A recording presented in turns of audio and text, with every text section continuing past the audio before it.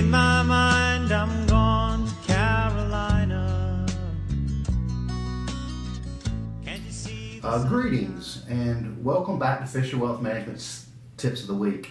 I'm Rick Fisher, Managing Partner here at Fisher Wealth Management, and this week's tip and post is on inversions and the fact that we believe tax reform is the real anti-inversion solution. If you pay attention to the news, you've probably heard recently politicians speak a lot about companies doing inversions, and you're going to hear more about that in the future. What an inversion is where a larger US-based corporation merges with perhaps a smaller foreign corporation and goes under the parent of the smaller foreign entity. And they're doing this to save tax money because the United States has the highest corporate tax rates in the world. Companies are trying to pay less of them. And one of the ways that they seem to be doing that today is through this inversion process.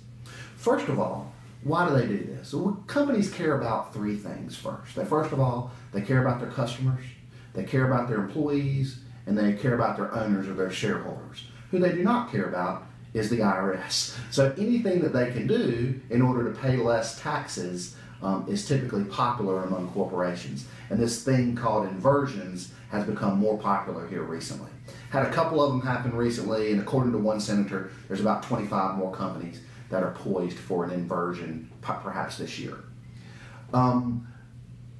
What this offers companies is a few things. One is they can pay taxes at a lower rate in this other country where they earn earnings. They can also still, in their U.S. wing, perhaps do any of their borrowing and write off that interest expense against their U.S.-based profits, which they pay a higher corporate tax rate on. So there's a lot of reasons why this has become popular for U.S. corporations.